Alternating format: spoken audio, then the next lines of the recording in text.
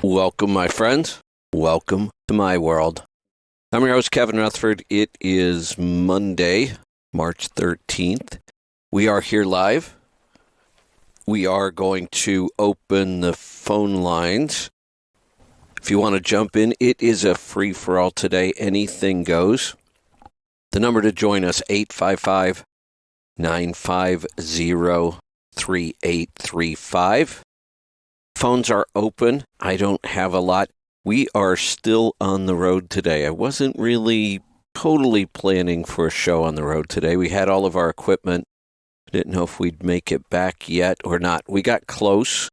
We are in Oregon. We're in one of our favorite RV parks. Many of you, if you run up and down I-5, the really nice truck stop there in Southern Oregon, Seven Feathers. Great truck stop. There's a rest area here. The truck stop has huge parking. And then there's a really nice RV park. All of it's paid for, obviously, by the casino. But the RV park is just gorgeous, and we are way back in the woods, and it's quiet. It was a great night sleeping last night. It's raining. It's been raining this whole trip, it seems like, but we'll do the show today. We are only doing an hour, so if you want to jump in, I would do it right now. This is going to go pretty quick once the calls start coming in. 855-950-3835. We're only doing an hour today just because we've got to get back on the road. We've got to get home. We've got a lot going on this week, and we are going to try and take off for a week of vacation now at some point. But we'll, more than likely, we will do a live show every day that week. We'll see. Or we'll pre-record, so it will all be new content. But we need a break after this week. It's been a good trip, but it was kind of hectic. The drive down, we started off the trip behind. So that we stopped at this same RV park truck stop on the way down, on the way heading down to LA for the conference last week. And when we got up the next morning to get ready to leave, the passes had closed. They had a storm up there and an accident, I think. So we kind of hung out. We thought we weren't going to get through till the next morning. And then in the afternoon, it cleared up, and we thought maybe we should give it a shot. So we did, and we got through the passes and got down to LA and the traffic, and it was just it's a really big show. So as far as trade shows go, it's very similar in size to the Louisville Truck Show, which is coming up, but we won't be there this year. First time in 30-some years for me. It's about the same size, same number of vendors, same number of people that show up, and imagine that big of a show in Anaheim, right by Disney, like right across the street from Disney, with all the LA traffic and the Disney traffic. It was kind of a difficult show. In fact, parking was, I don't know how far it was away, a couple miles at Angel Stadium. And then you had to take a shuttle, which took forever to get over to the show, so we started doing a Lyft instead. But even that was tough with the traffic. And then it was just a really, really big show, spread out over multiple buildings. So a lot of walking, a lot of sampling, a lot of plant-based everything. That was enough to kind of make me crazy. So this was it's the largest natural food show in the country, whatever natural food is supposed to mean. It somewhat sort of tries to be healthy, but there was a lot of garbage. But some of our vendors were there. There was some good stuff. We found some really interesting new products, some new food, some new items, some things I'm excited about. We'll be talking about those more later. But it was worth it. It was tiring.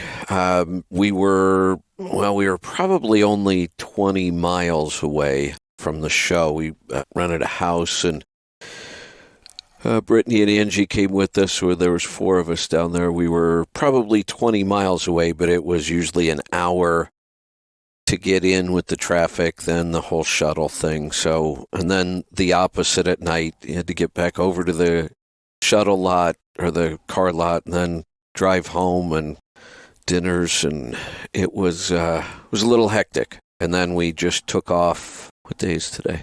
Today's Monday. We took off Saturday. But we didn't get far. Saturday was hectic too. We had to get up and I took Brittany and Angie to the airport. Lisa did all the moving out. And then we, just getting out of L.A. seems like that took a day. So once we got past north of Grapevine there, we just pulled over and slept most of the rest of that day and that night. So we got up yesterday morning and did almost 700 miles because we were just north of Grapevine and we're here in Southern Oregon. So yesterday was a pretty big day and it rained a lot. So I'm tired. That's what I'm trying to explain. If I sound tired today and if I'm not thinking straight, I have a reason. So somebody should probably call because I don't have a whole lot. 855-950-3835.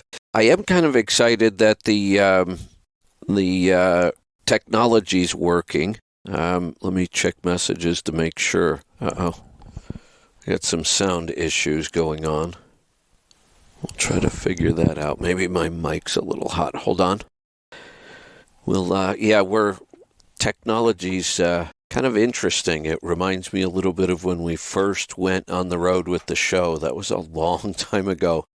Except now everything is smaller. The equipment is smaller. The vehicle's certainly smaller. We are in the Sprinter. So we're actually doing the show. This is really the first time we've ever done it from inside the Sprinter. That's how small we have the equipment now. So I've got my laptop on my lap, my headset on my head, and one other little piece of equipment. And that's everything it takes to do the show. Now that and at least a decent phone signal, which it seems like we've got.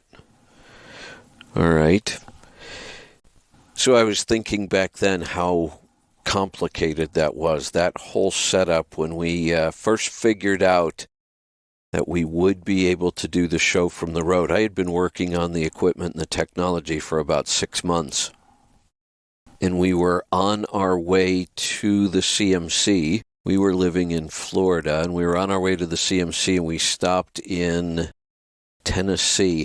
I could do the show from a hotel room. We did it all that week at the CMC.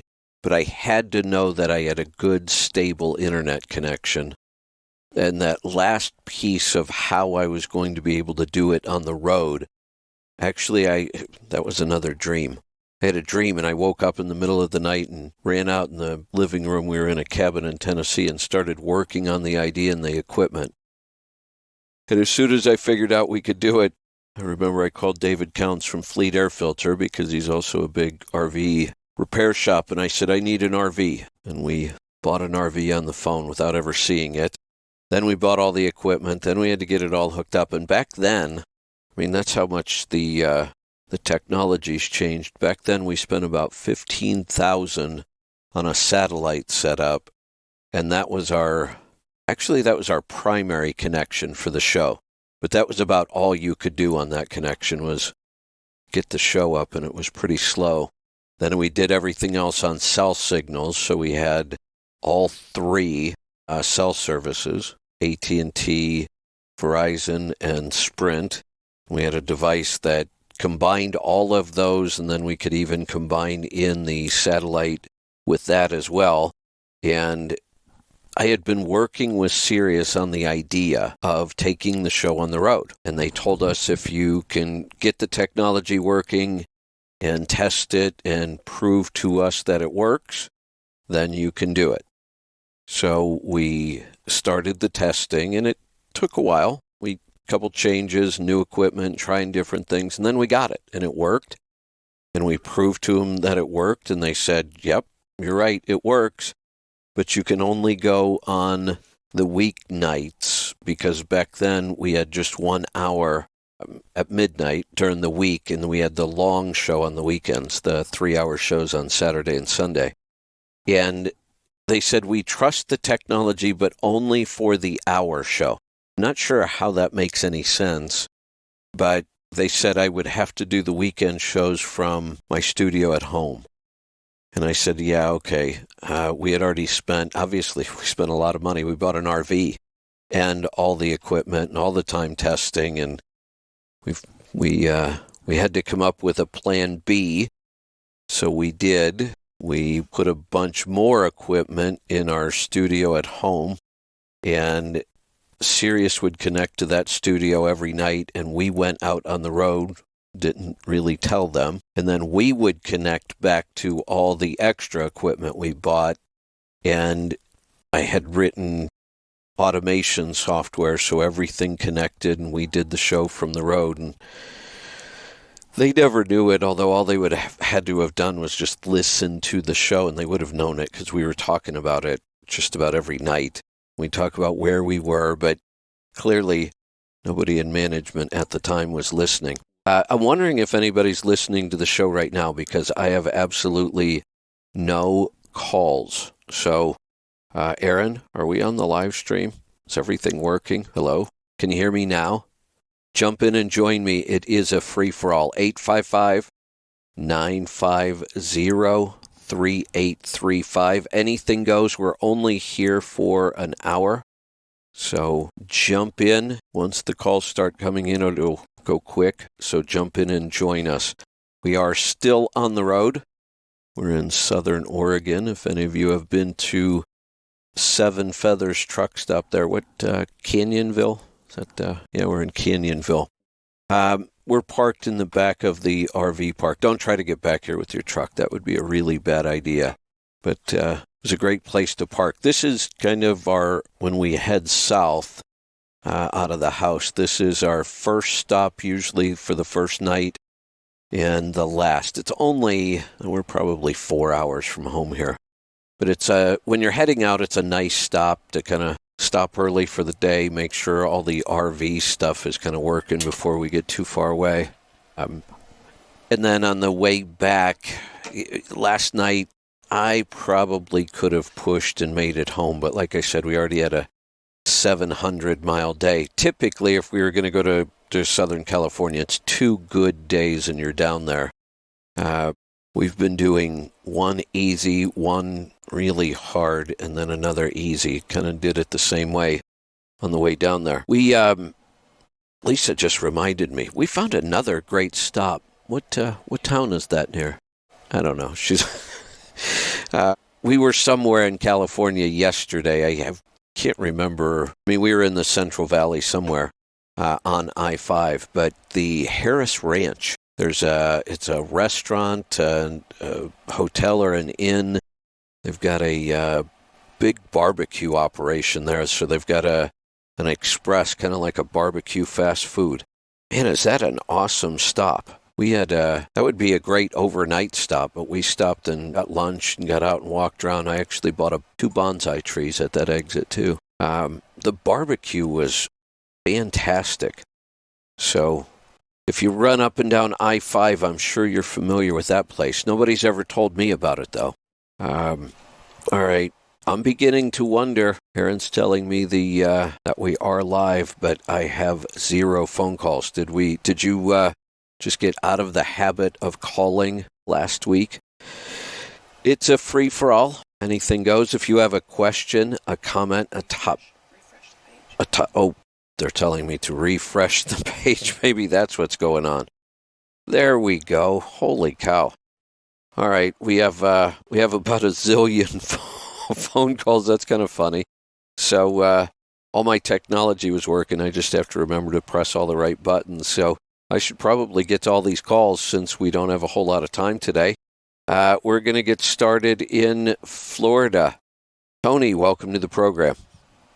Hey, Kevin. How are you today? I'm doing wonderful. What's on your mind? Okay. I tried to get in a couple of weeks ago before my niece had her gallbladder ripped out. Not that she would have listened to me anyway, but just from my knowledge. She said that she had a 1.5 centimeter gallstone, and then she had a bunch of other gallstones in the surgeon, which I've heard you say that's their job is to do surgery. recommended surgery. And I didn't know enough about it at the time to try to convince her to hold on to it. Right. Can you give me some information on that? Th- I mean, I'm sure. Is there situations where the gallbladder has to come out? There is. And it's okay. It's when it gets to the point where it usually happens when one of those stones tries to get out of the gallbladder and gets lodged, and then it usually causes an infection. And once infection sets in, you do have to be very careful. It can kill you. So there are times where it becomes emergency surgery and it has to be done.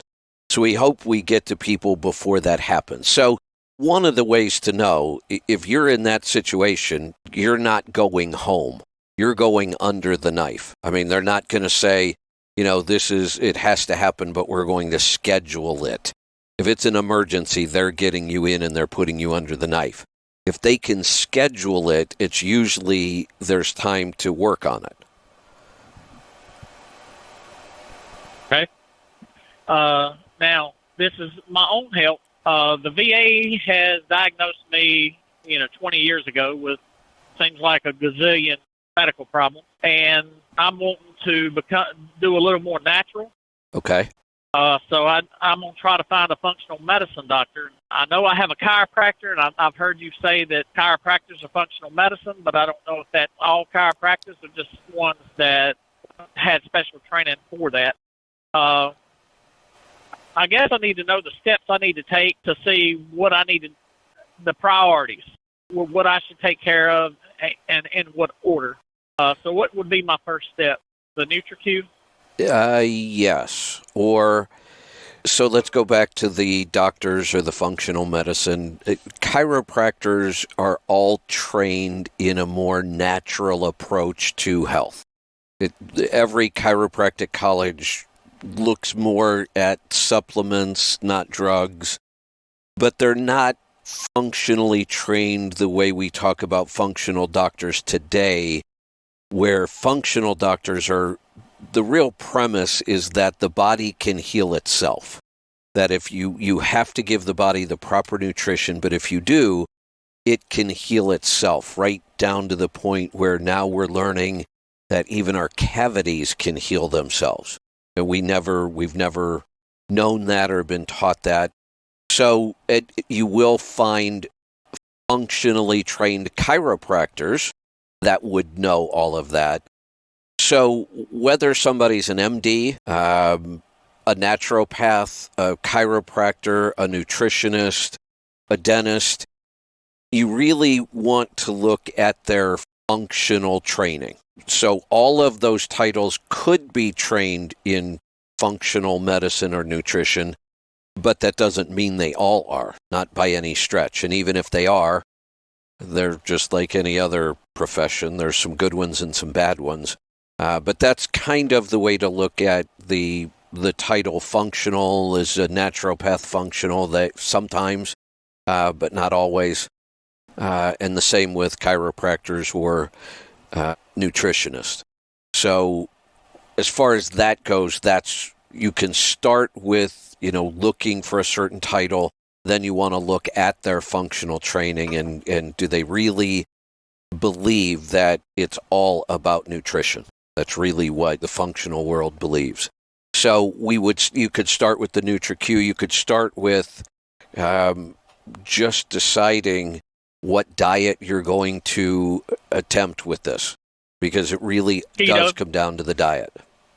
So you Yeah, I've already lost. I went on keto. Started listening to you when you started talking about keto. I guess 4 or 5 years ago. Okay, excellent. And I lost like 90 pounds within the first year. Oh, fantastic! And right now, I'm not even doing keto now. Not even really doing a diet at all. I just took your advice and eat when I'm hungry and not eat just because it tastes good. Yeah. And to date, I am actually 190 pounds from my heaviest. Oh, fantastic. Congratulations. That's quite an accomplishment. Yes, then you are definitely at the point where your next step would be the NutriQ and then a discovery call. And Lauren will look at Now, is that with Lauren? Yeah, Lauren will look at that, and what she'll do is she'll pick your top priority. Like, what's the number one issue we see in the NutriQ, and she'll create a 30-day plan to fix that priority, whatever it happens to be. And all of that is free. If after that 30 days you still have other things you want to approach, then we could do the one-on-ones. Okay. A couple of tax questions. You talk about vacations and paying your children. Yes. As far as paying your children, I pay her anyway, but she helps out with some filing and bookkeeping. She turned 12. Well, actually, she'll turn 13 this year. Excellent. How much? Is there a limit on how much you can pay them to where they don't have any tax liabilities? There is, and it's one of those things that the limit changes every year. So really, it's going to be the combination of her personal deduction and her standard deduction. Those two mean we could zero out any income she has. Above that, then it does start to become taxable. So that limit changes every year, so I don't try to memorize it. And so that don't matter as far as their age? No, it would be the same whether they're 7 or 70. It matters whether they're married, but in this case, obviously, since we're talking about paying children, they're always going to be single as far as a tax status. Now, would cash work? Check? Yeah, cash or check works. Remember, it's the IRS, so we always want paperwork. We always want some sort of a paper trail. So one of the things I want to go back. The other reason I don't like to give out a hard number is if she has any other type of income. Like maybe she has I-bonds or SSI? Sometimes kids have Social Security income. Sometimes they have a paper route. Sometimes they're working at 13. Or they could certainly be working another job at 16 and we can still be paying them. All of those things change the limits. I guess you get in touch with your tax preparer exactly. and get them more detailed. Right. Okay. Right. I caught the tail end. You've been doing a series, I think, with Travis. Yes. Yeah. Mini series. And I caught taxes. the tail end. Yeah, I caught the tail end of your very last one. And I think you said that you could go in somewhere and listen to all of them. Yes. If you you must not have the app. Do you have our app to listen on? Yes. Yes. So I have your Healthy Tribe, Trucking Tribe. I have all that stuff. Okay, but I need to know if you have the Audio Road app to listen to the show. Now, is that what I'm listening to now? I had Let's Truck, which is fuel gauges, and then I downloaded another one where I get emails, text messages every day. Okay, then you must have the new one. Do you sign in to that app? No. Okay. I just, so that's the difference.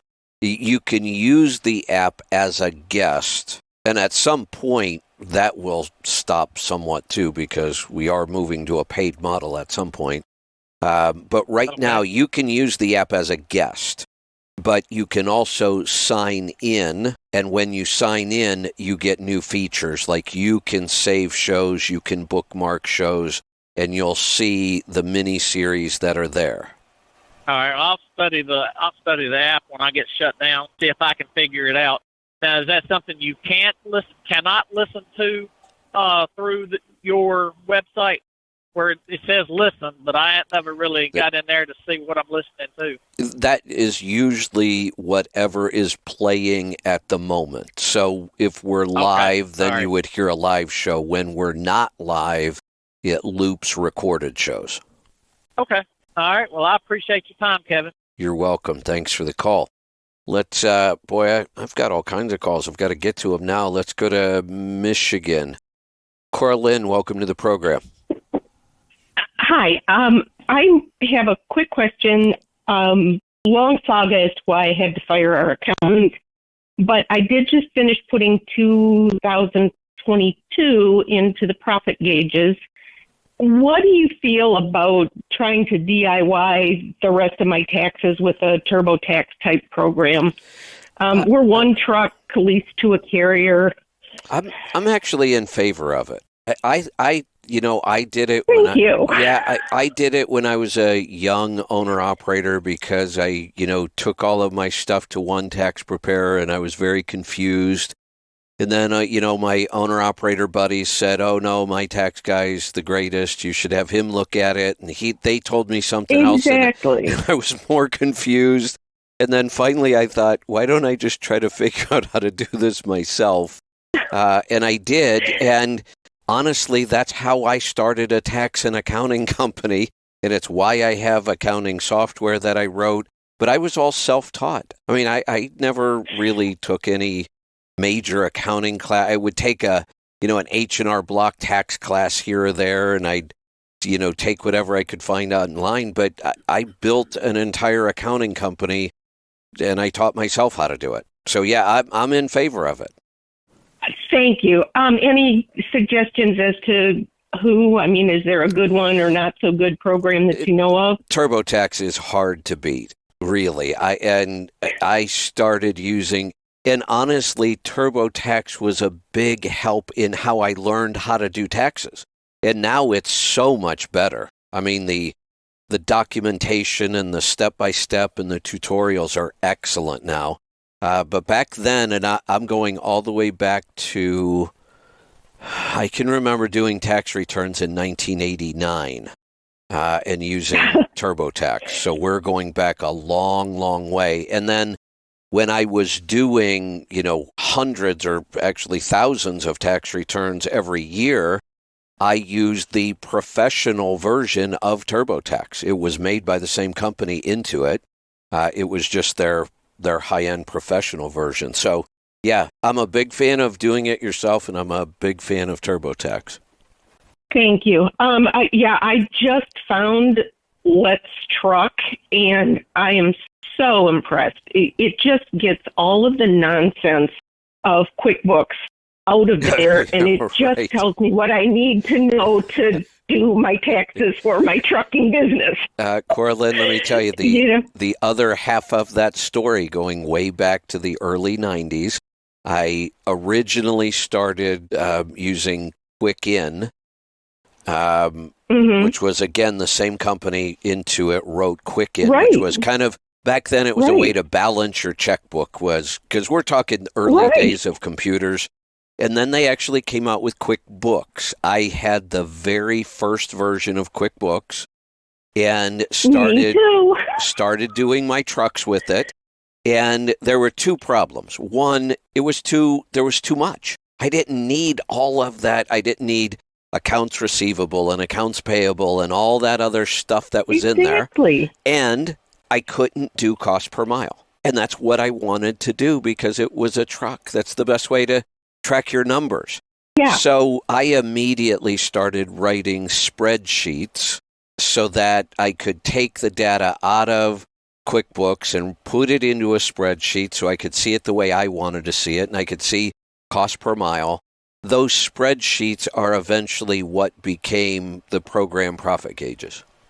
It's amazing. We're getting close to retirement. I wish I had found this 10 years ago because it makes it so simple. 2 days, I posted all of 2022. That I tell people and that all the time. And now I'm ready to do my taxes. I tell people you can do it in a weekend. Yep. Yeah, I did. Excellent. It's amazing. So thank you very much. I will hit TurboTax and get this done. Congratulations. I appreciate your help. You're welcome.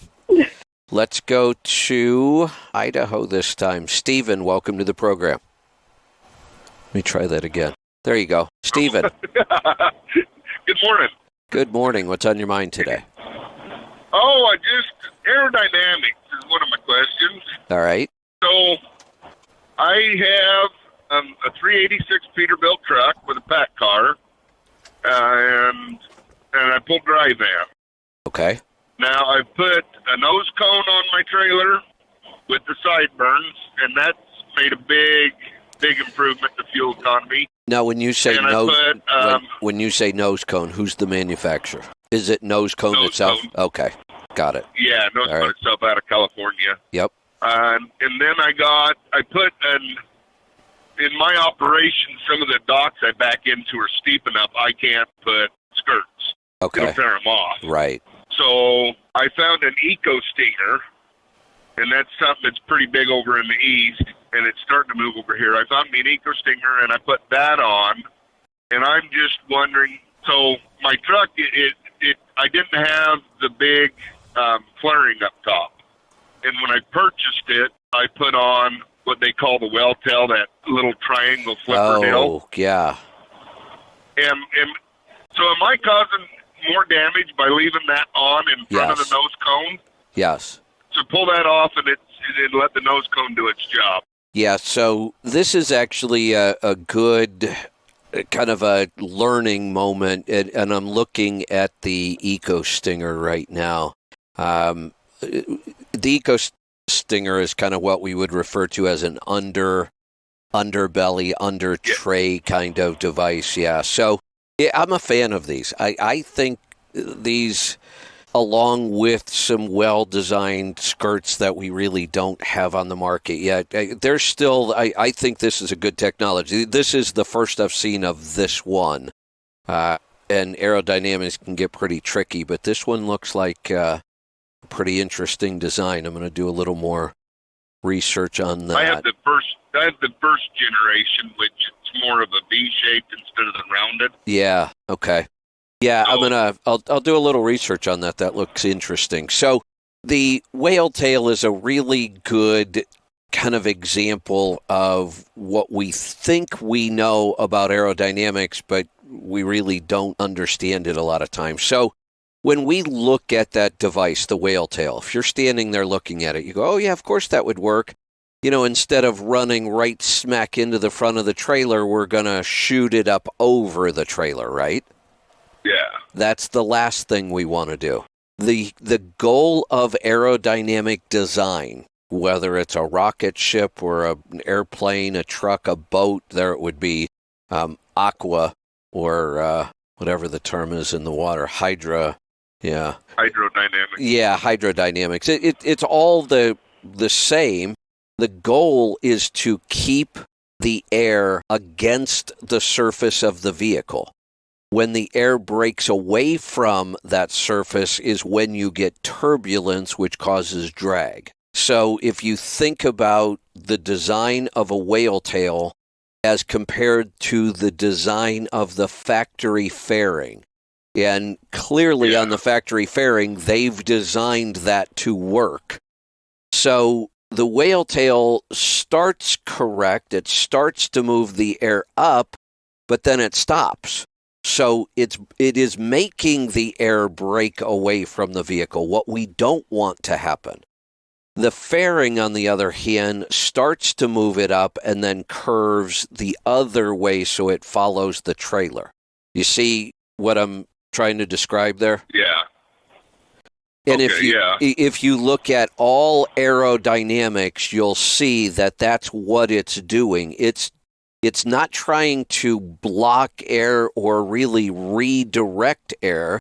It's trying to keep that air against the surface. Yeah. So yeah, the whale tail Did I is lose you? hurting. Yeah, the whale tail's hurting more than anything. You either want nothing up there, and then your nose cone really helps a lot when you have no fairings at all. The nose cone is a big help. Or you want to get full factory fairings. Yeah, those are a little bit hard to come by. They can be, and Fine. it's fairly expensive. I mean, it's usually going to run, even if you do it used, by the time you get them installed, get all the brackets and the supports that you've got to put inside the sleeper, it's usually a $2,000 to $3,000 job. Well, and then you got to paint the match, Correct. Yeah, that's what I mean. and that's a couple more thousand. Yep. Yeah. So it can 'cause get I pretty had- expensive. Now, it can be worth it. I've seen that alone at a half mile per gallon. So a half mile per gallon at today's fuel price, you pay for that job in less than a year. I got the nose cone last summer and right before the fall and right before I had to put on in September. And so I got to see what it would do in October. And then the start of November, we started into the winterized fuel. Right. And I put on the tires I run in the winter that are a higher traction because I'm up in really heavy snow up in Montana. Right. And so right before, I was up in the mid sevens. Yeah, on fuel mileage, just putting the nose cone on. The nose cone is awesome. And I tell people all the time, when you have your own trailer and you don't have full factory fairings, even if you do, I still like the nose cone whether you have all the fairings or not. But if you don't have those fairings, the nose cone is a lifesaver. Okay? It works fantastic. So I don't have the flarings down below on my tank. Would it be good to kind of close in all the gaps the best I can? Yeah. Like underneath the cab and... if it's not designed right, there are people that... It can hurt. It can. Aerodynamics can get a little tricky. Steve Crone is our crash test dummy. Steve creates all of his own aerodynamics, all the way up to Steve built an awesome version of a trailer tail. I mean, that's how Steve gets into some serious fabrication. He covers the entire underside of his trailers, so it's smooth. I've seen that. Yeah. So there are people that have done some pretty incredible stuff with their own aerodynamics, and like everything else, I encourage it. But you got to know what you're doing, and it is possible to make things worse at times. Yeah. Now, if I had a truck that I were going to keep, so if you go from open tanks to full fairings on the tanks themselves, so we're not talking anything beyond the fuel tank in the back or beyond kind of the sleeper, but if you do the full tanks, it's about 3/10. 3/10 today, in a year is going to save you $3,000 just about. That's just about what it costs to do them if you can get a good deal on them in a junkyard. But then again, are you going to have to paint them? How much? So they're all worth it, but you're usually looking at a year to 18 months on break even by the time you get them all installed and painted. Yeah. All right. We're going to move along. I want to make sure I get to all the calls here before we've got to wrap this up today. We're going to go to Illinois. Charlie, welcome to the program. Yes, good morning, Kevin. Good morning. What's on your mind today? I was wanting to get your take on the Silicon Valley Bank scandal going on and how that's going to affect us. I hear. Let me start there. Sure. And then get your opinion. Yeah. So I thought about opening with this morning. I didn't get a chance to really think about it as much as I wanted to. Being at a conference last week was hectic. Being on the road, there's just a lot going on. And right now we're at the point where anything anybody says is just speculation. We're still too early. It's not a good sign. I'll say that. It's not unexpected. We've been saying for several years now the crash is coming. I've also said several times the longer that crash takes to get here, the worse it's going to be. And we're starting to see it. This is the beginning. I kind of compare this to 2008. The banks were the first things that crashed in 2008. I remember waking up in the morning and hearing about Lehman Brothers and a couple others and all the bank problems, and that was the beginning of the end in 2008. This one actually, I'm thinking this would have been the early 80s, the savings and loan crash that happened in the early 80s. This actually looks more like that. The last crash of the banks was almost all mortgages. This is just a lot of bad investments. This is also, it's impossible not to get political anymore because everything's politicized. Have you followed at all this whole, I got to try to get my alphabet soup correct here, DEI, diversity, equity, and inclusion. That's one set of initials. And then ESG, which is environmental, social, governance, I think. Hey, have you heard or followed either one of those two sets of initials? No, I haven't. No. So I don't know where this stuff comes from. What I mean by that is I'm pretty darn active in the news. I'm active in politics. This is what I do for a living. I do this stuff all day, every day. I read headlines. I interpret things. I comment on things. And yet somehow, the first time I hear about these things, they're already full-blown. They're not concepts. They're in place. I don't know how that happens. So this is similar to what happened with CRT in schools, critical race theory, all these terms and initials that somehow existed and we didn't know what was going on. So these banks and a lot of big corporations, have you heard the term woke? Yes. Oh, yeah. The term woke kind of encompasses all of that alphabet soup, like CRT and ESG and DEI. All of that is part of what is referred to as being woke. And it has to do with equity. And when I first heard this term, it confused the hell out of me. But this is how they do it. They hijack the language. And language and words are powerful. So to me, equity was something you had in a house or a business. It was a built-up value that you had in something. That was what the term equity means. Well, all of a sudden, these corporations, everybody's talking about equity. What they mean by that, how old are you? 59. Oh, you're the same age as I am. So when we grew up, if we go back to the 60s, 70s, when you and I were growing up, we heard the term equality a lot, right? Correct. Mm-hmm. And I'm actually in favor of equality. That makes total sense to me. With the theory of equality, we are all equal as human beings.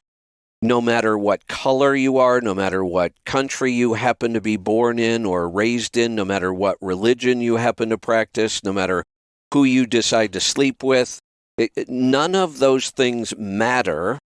We are all just human beings. That's equality. Doesn't that seem logical? Doesn't that just make sense? Definitely. Right. So that's what we were striving for. Did we ever get there? No, and I doubt that we ever will. Human nature, we are just very territorial. We're superstitious. We have religious beliefs that get in the way. So I don't think we'll ever get there. But we were working towards it, and we had made huge improvements. What equity means, they don't want to say this all out loud, but they do sometimes. What equity means is, because equality didn't work completely, we're going to move to equity, meaning there are oppressors and the oppressed. And basically, white people are the oppressors and everybody non-white are the oppressed. Now the oppressors need to be punished so that we can give more back to the oppressed, and that will make everything better. That's what equity is. It's not about being equal anymore. It's about forcing equal results. There's a big difference between we're all equal in that everybody has the same opportunities. That's what equality was all about. Equity is making sure everybody has the same outcome. There will be no millionaires. You won't own anything. and you'll like it. That's the push now. Right. Yeah. It was odd. I stayed away from all that political nonsense for a while, and then it was all of a sudden the bank scandal. And I had called you before about pulling all our money out of the bank. We talked before. You saved our asses on buying a truck when we were going to do it, and it wasn't the right time. And good. So, and I know that you follow things like you do, so you would have a good opinion. When I start to see on the news people lined up trying to get their money out of the bank, and the bank says, well, you can't get it till Monday. And I'm thinking, well, why can't you open it on the weekend? And then you hear that clown Janet Yellen talking about, well, we're going to negotiate to see how we can cover our $250,000 guarantee when there's no money to cover it. So it's like, now what do I do? So hold on a second. There's so much I want to get out here, and there was like 3 different thoughts I had while you were just talking. Let me get them in my head so I don't forget them for a second. I want to talk about the $250,000 limit. I thought there was something else in there. I do want to go back. So remind me to come back to the $250,000 limit. But to finish the idea of this equity, diversity, equity, inclusion. Diversity is what is totally, I'd love to drop an F-bomb right now, but I won't. Diversity is what is totally screwing up our government right now. When you hire people and the only criteria is what they look like, that is a huge problem. We stopped doing that in the 60s or 70s because we realized what a bad idea it was, and now we're doing it again. We hire people because they look a certain way. They're a certain color. They're a certain sex. They're a certain sexual orientation. Why is our transportation system in this country such a mess? Because we hired a guy only because of who he sleeps with, not because it. And look, I don't care who he sleeps with. But what I do care about are his qualifications. Hire him because he's qualified, and I don't care who he sleeps with. But if you hire him because of who he sleeps with and he's incompetent, then who he sleeps with becomes an issue. And it shouldn't be an issue. But we look at our government. We have people in very, very high places in our government who they only were hired because they're trans or whatever the issue of the month happens to be. And it's total incompetence right now. Well, the same thing is what happened at this bank. This bank operated under all of those alphabet soup kind of garbage. They made investments in companies based on these social, these equity type ideas, this ideology, and it's failing in business. Here's another great example. Do you realize that Disney in Florida, for 45 years or however long they've been there, they controlled 44 acres of land like it was their own country. They got to write their own laws. They had their own police force. They had their own taxing structure. Imagine that. I mean, why did we give one company some kind of an advantage like that? It was kind of ridiculous. They've been benefiting from that for all those years. Well, they got a little woke here recently and decided to start fighting back against, DeSantis and the Florida government about all these woke issues. And DeSantis just pulled that privilege. That's gone. If I were a Disney shareholder, I would be so pissed. First off, they should have never had it. But once they had it, the only reason they lost it is because they stuck their neck out with all of this woke ideas. Have you seen... while we're on the woke, have you seen Vivek Ramaswamy? No. So you're going to see him or hear him very soon if you haven't heard of him yet. He just announced last week he's running for president.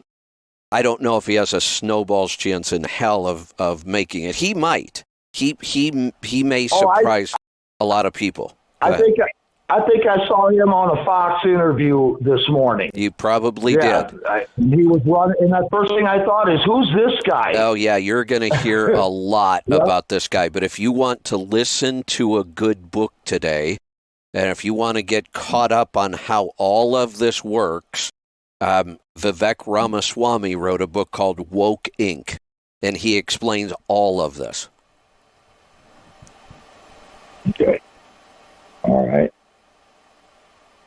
And that will also get you very up to speed quickly on one of the presidential candidates. Yeah, because, as far as I'm concerned about all that, yeah. I think in a sense. Let's go back to the bank. Let's go back to the bank. Go ahead. So here is how we may see a run on banks, especially smaller banks and mid-sized banks. We may see some other bankruptcies within the banking industry. Here is how you protect yourself. Now, Janet Yellen either misspoke or you misunderstood her. There is money in the FDIC to cover this. Plenty of money. The FDIC is the Federal Depositors Insurance Corporation. Banks have to pay into the FDIC for all the money they have on hand, and that money is an insurance policy to cover the deposits they have in their bank. Every bank has to do that. As long as it's an FDIC bank, you need to know that. There is plenty of money in that. The problem is that is $250,000 per account. There is at least one company that I'm aware of right now that had $3 billion at that bank. Their insurance only covers them for $250,000. Right. They had $3 billion. Had $3 billion. So what Janet Yellen is talking about, and we all need to stand up and scream and say not no, but hell no. What she's talking about is using our taxpayer money to start bailing out the bank and these businesses above and beyond the insurance. Hell no.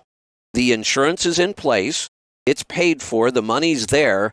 If you ran your business and you didn't understand how to protect yourself from this, too bad. That's a free market.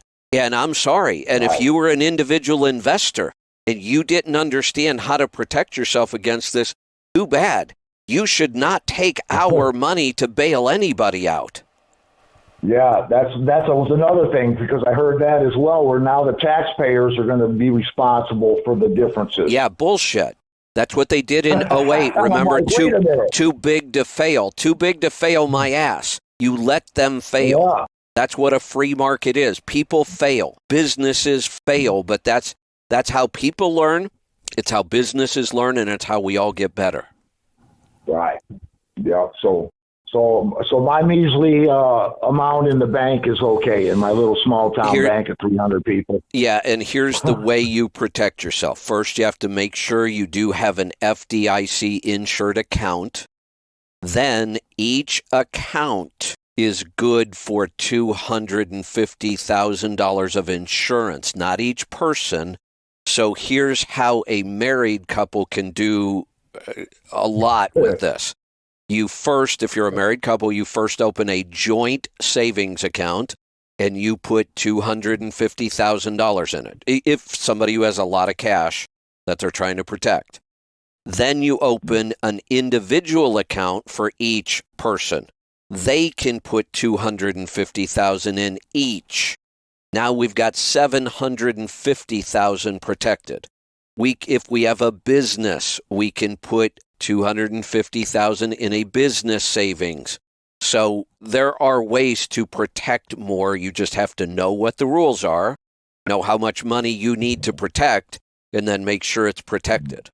I need to move some cash around. Now, retirement accounts, investment accounts may have different rules, and you have to understand what kind of protection you have in those accounts. Don't you worry about them just changing the rules, though, like they always do? Somewhat I do. But at some point, at some point. I've said that I've been moving money out of the market for years now, and we've been sitting on cash, and I've been recommending that for how long? I'm pretty sure I started Long talking time. about it in 2017. Yeah. So Yeah, be listening. one of the challenges now is where do I put a lot of cash? Anybody, I don't mean just me. Where does anybody put in a time like this? I don't want it in the stock market. I don't want it in the real estate market yet. I certainly don't want it in the bond market right now. So if it's going to be in cash, do I bury it in the backyard? What do you do with it? Well, I think of what you used to say, bullets and beans. Yeah. That's what I keep thinking. Well, no doubt. Hopefully, I think I'm up to date on all of that. So we'll see. Okay. All right. Sounds good, Kevin. I appreciate it. All right. Good talking to you. Let's go to Nevada this time. Ron, welcome to the program. Oop, let me hit the right button. I'm also, I'm going to let everybody know that's on hold. I said we were going to quit after an hour. I am going to finish up the calls we have on hold, but I just shut off the phone line. So if you're on hold, I am going to get to you. So be patient. We'll be there in a couple minutes. Ron, go ahead. Yeah, I called in because you're wondering if anybody was listening. And I said, well, I'll talk to them.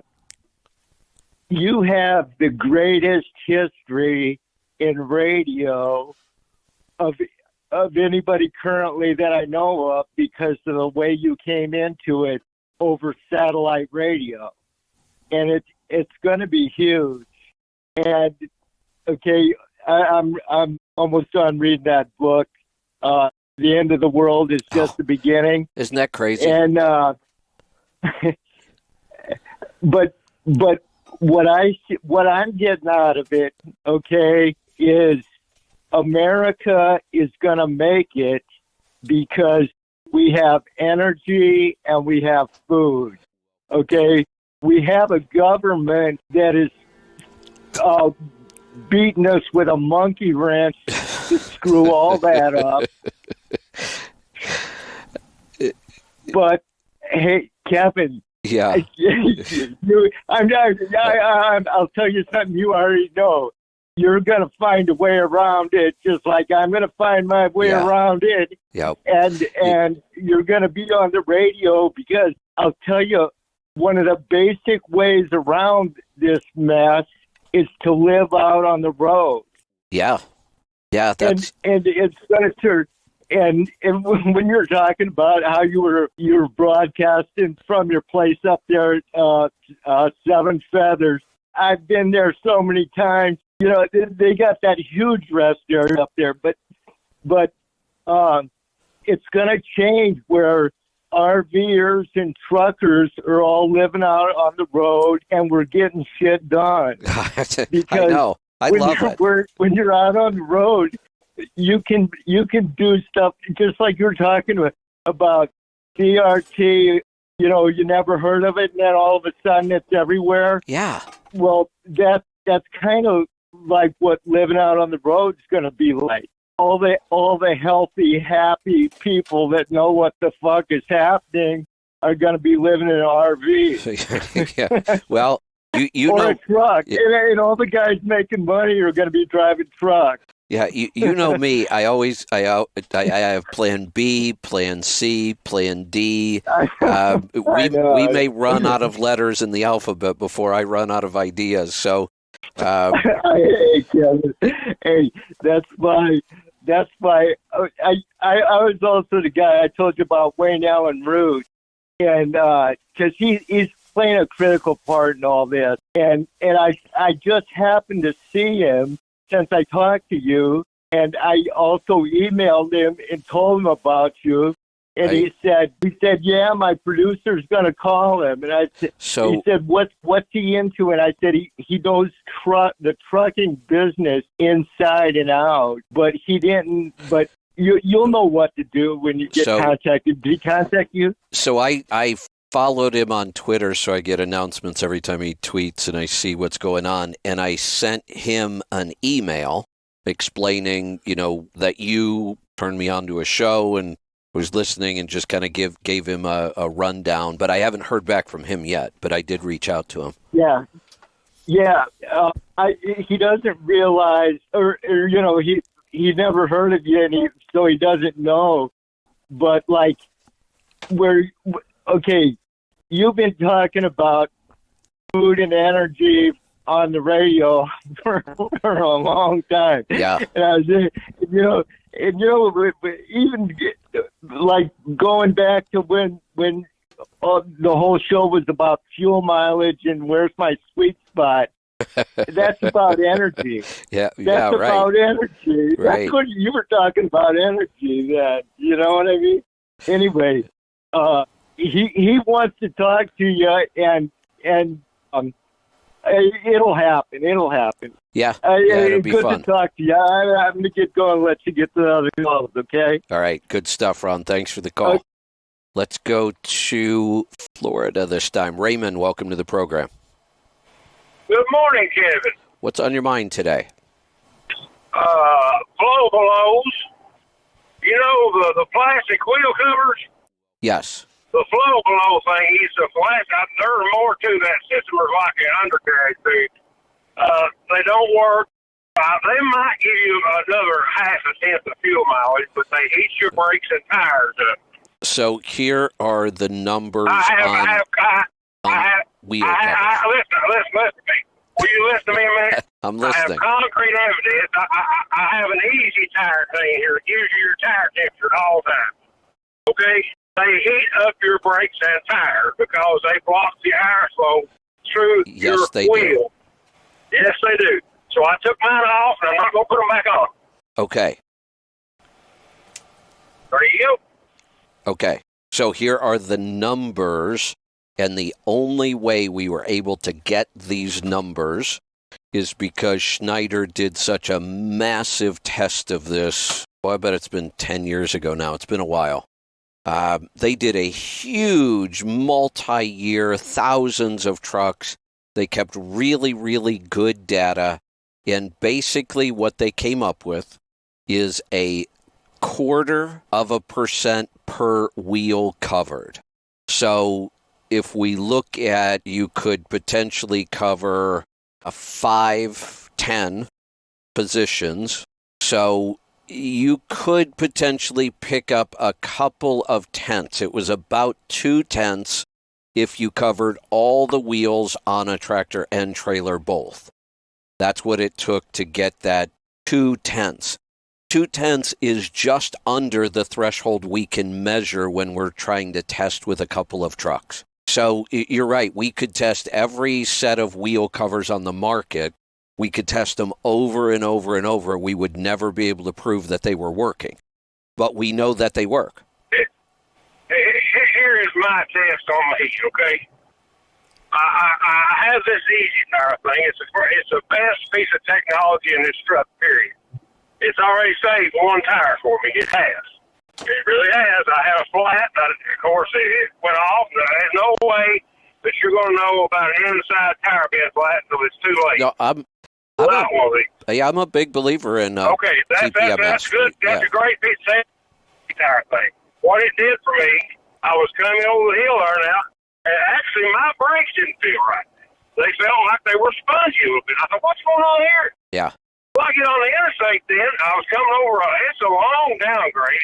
It's broken, but it's not a mile downgrade where you stop at or left there. I get on the interstate, all of a sudden I got 170-something degree tire pressure. Oh boy! Well, what's going on? I get out twice now. I get out twice and check the tire to make sure that I can't figure out what's going on. Right. The only thing that I can figure out is coming over that hill, them damn plastic easy flow things cause my brakes and tires to heat up. They're not going back on my truck. I guess it's possible. There you go. I believe in personal experience. It's a fact. Well, Kevin, it's not Raymond, possible. It's a fact. I don't tell the fucking lie. We don't know.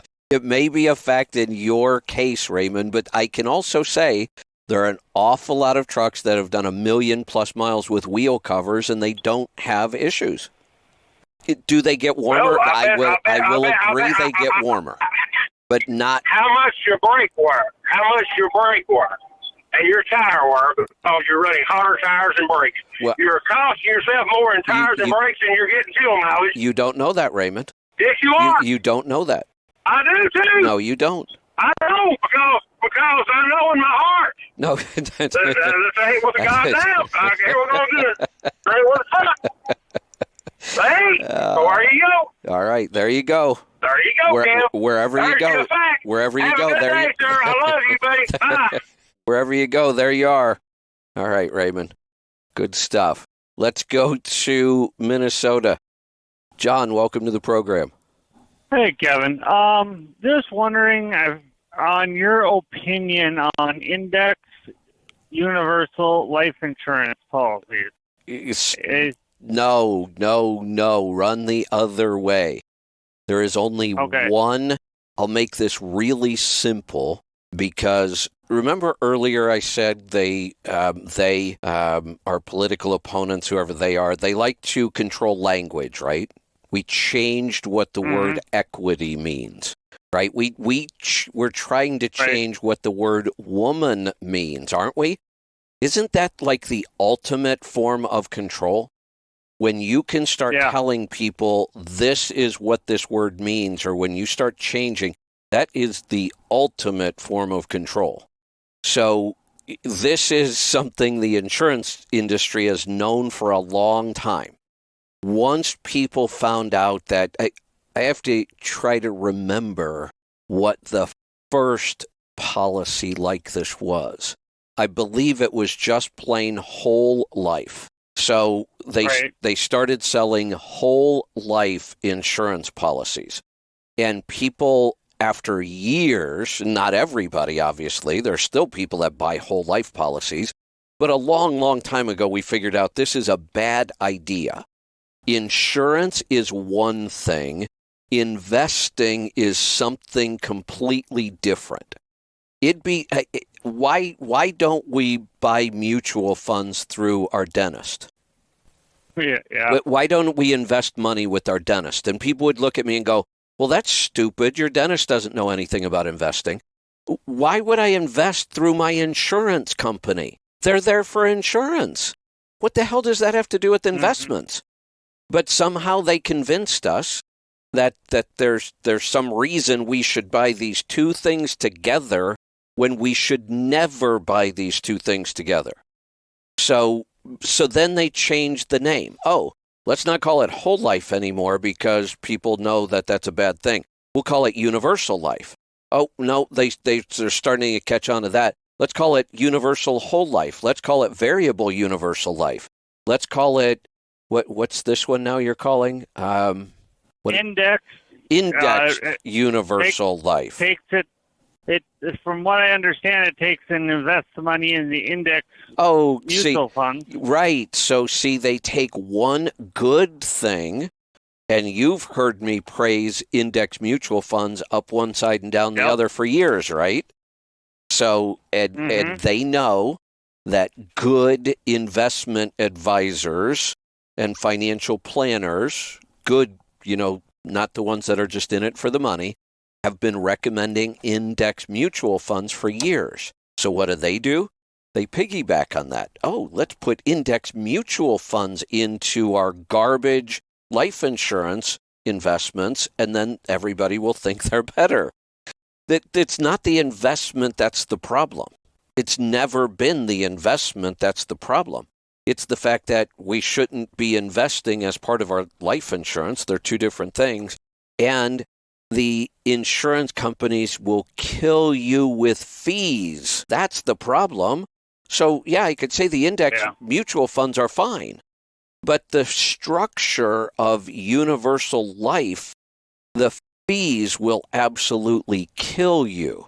And I could show you where. So here's how I'll simplify this, because I don't know what name they're going to come up with next month or next week or tomorrow. So if I say Whole life sucks, universal life sucks, variable universal life sucks, index universal life sucks. Well, tomorrow they'll come up with some new name. So here's how I can help people with life insurance. If you need life insurance, which we have to determine that first, not everybody needs it. If you need life insurance, the only life insurance you should get is term. That's it. Just buy a term life policy for as many years as you think you're going to need it, and then at some point you can just drop it completely. Term life is the only life insurance anybody should have. Everything else has some sort of investment attached, and it's just a mess. They're horrible programs. Okay. That answers that question. There you go. Now, are you sure you need life insurance? Yeah. Let me help everybody else then. This is another way that they used language to get more money out of us. They call it life insurance. Can anybody insure my life? No, you can't insure it. You can't tell me I'm not going to die. So it's not really life insurance. It should be called income replacement insurance. That's the point of it. Right. And it's the only reason we should have it. If each individual just needs to look around and say, is there somebody else on this planet that depends on my income? And if there isn't, then you don't need life insurance. In my opinion, life insurance should never be treated like a lottery. We shouldn't pay in year after year after year and then be happy because somebody died and we got a bunch of money. But if you depend on somebody's income, the children depend on their parents' income, a working spouse should have insurance on their income for the non-working spouse who might be home with the kids. Anybody who, if you have somebody else who depends on your income, then you would buy income replacement insurance, which we misnamed life insurance. So a lot of people who have it don't need it. The one that makes me absolutely insane, Gerber sells life insurance for babies. Yeah. What a scam. What a total scam. And it's just because we don't educate people on money. Insurance is just another part of money, and we don't understand how it's supposed to work. Anything else, John? No, I don't think so. All right. Thanks for the call. All right. We are off to Texas. Fred, you get the final word today. Hey, Kevin. Good afternoon. Morning. Yeah. Where to start? So I'm actually going through a course right now to learn about the left. And basically, critical theory. No, really. Okay. It's a course given by Hillsdale College. It's a lecture, and you take tests, and there's a final test, and they grade you on it. But basically, this started in 1960, and they called themselves the New Left, and they were pushing back actually on liberals, on the liberal left. Yeah. And they used Fred, the go ahead. Yes, sir. I'd give anything to find a classic liberal these days. Right. Exactly.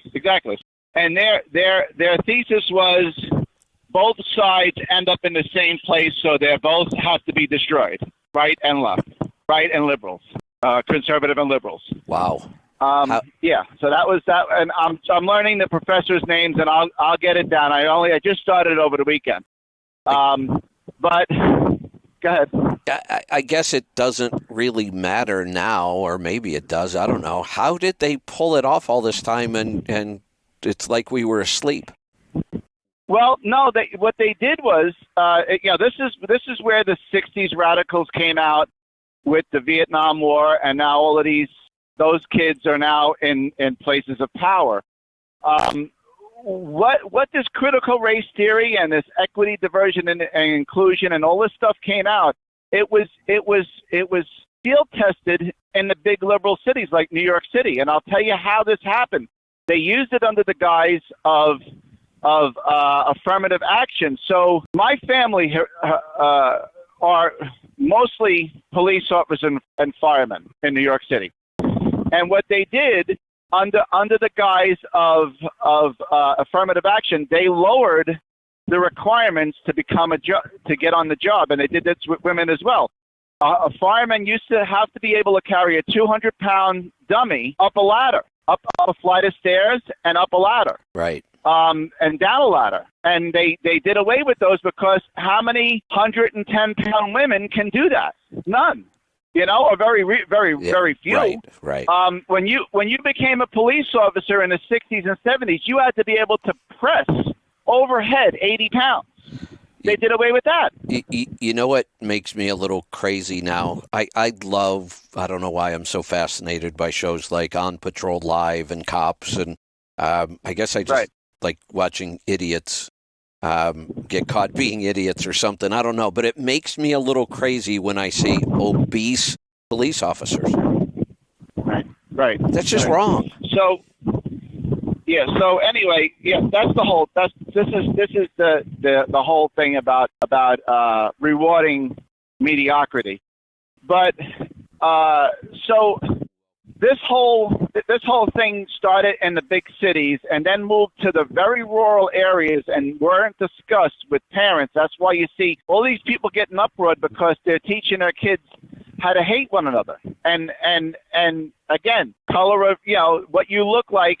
They did this because they didn't have enough minorities on these particular city agencies and then federal agencies, and all of this stems back, and they used it under the whole rule, and that's why I love Vivek Ramaswamy, because he wants to do away with affirmative action. Yeah, everyone should be treated on their merit, on their academic merit, their physical merit, and you know what?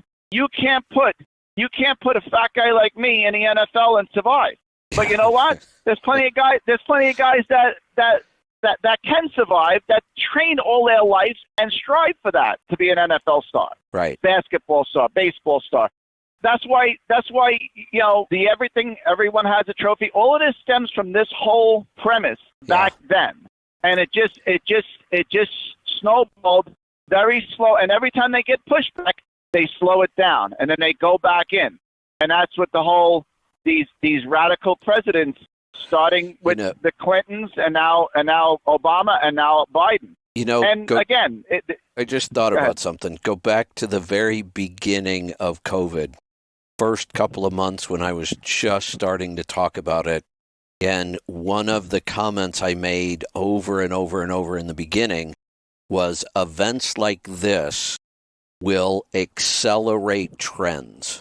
So trends that were happening will become accelerated. So I was focused more on things like Instacart, DoorDash, all the home delivery model, working at home, Zoom calls, all the things that technology had been moving us towards, kids being schooled at home.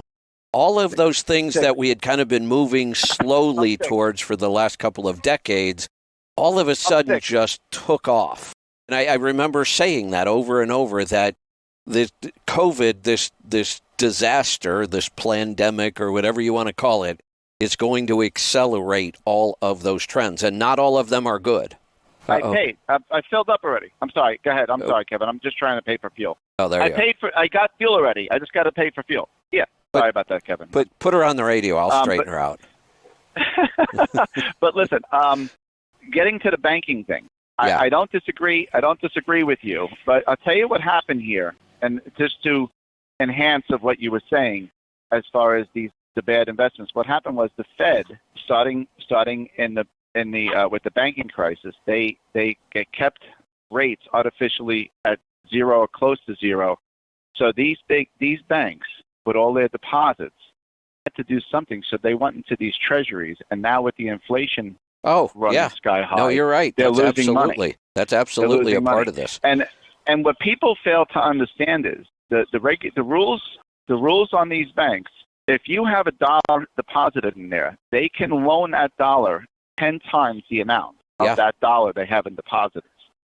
So they're already hedging what little money you have in there times 10.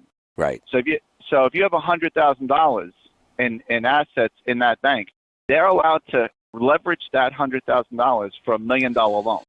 And that works fine on the way up and while we're at the top, and it is what will put banks out of business on the way down, and we're already starting to see it.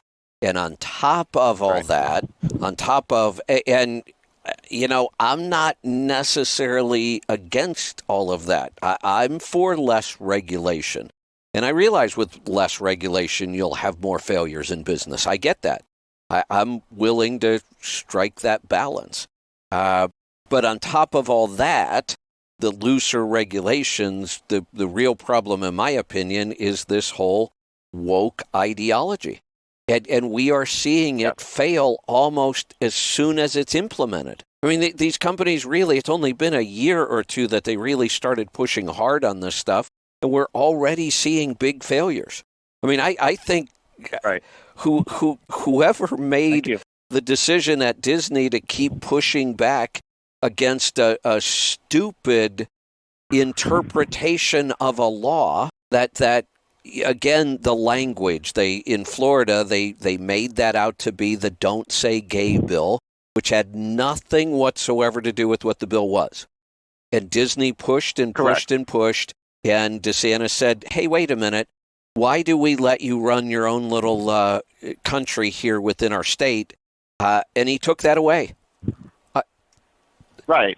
And this goes back to the quote unquote religion of ideology that everyone has learned and subscribed to since the 60s till present day. And it's just enhanced. If you're not involved in your children's schooling, which a lot of us are just trying to juggle all the balls in the air and hope we don't drop one, two parents working, and that's, it's just the society of where we're at. If we don't keep a handle on exactly what our kids are learning and making sure that they're getting values that you subscribe to, whatever that is in your household, you're going to lose your kids to this woke ideology. Yeah. And that was a big thing for me. I mean, my wife was a stay-at-home mom, and we had values, our values portrayed in our kids. Right. And we made sure that our kids were held responsible for their actions, and that's why they're functioning in society. Yeah, exactly. And have views that mimic ours. Now, they're adults. They make their own choices. They do their own thing. They may not subscribe 100% to what I think, but they're out of the house now. They can do anything they want. Correct. Yeah. So this is the whole dynamic that's happened throughout the decades where when I was a child, one income supported a family structure very easily. Yes. And over the course of the years, that has gone away for the most part. We all hear the stories of the tech giants. Their kids don't have cell phones and iPads and internet, and they go to school that has books and not iPads for homework, and they get homework. Well, there's a reason for that because they know what they're doing to our children. Yeah, absolutely. They know what that internet does to our children. So these are all, you may think that this is a conspiracy. This is just normal. This is what happens. But it is a sort of culture war. They really phrase it right. I think Bill O'Reilly was one of the first guys that wrote The Culture Wars in a book back in, a decade ago. Yeah. So, it is crazy. But if you have a minute, I just got my DNA results back. Oh, yeah? Remember we were talking about that with the half-brother and everything? Well, apparently now I am his half-brother. That is true. And apparently his mother gave me up for adoption. Oh, really? So, yeah, I thought it was we both thought his father. We thought it. So I found another person who was actually his first cousin on his mother's side. That is matching my DNA pretty substantially. Wow. So I actually reached out to her, and she said yes. Her father is my mother's brother. Confided in her and her sister that when my mother was 22 years old, she was a flight attendant, got pregnant out of wedlock, and her parents forced her to give the kid up for adoption. Wow. Which was me. Wow.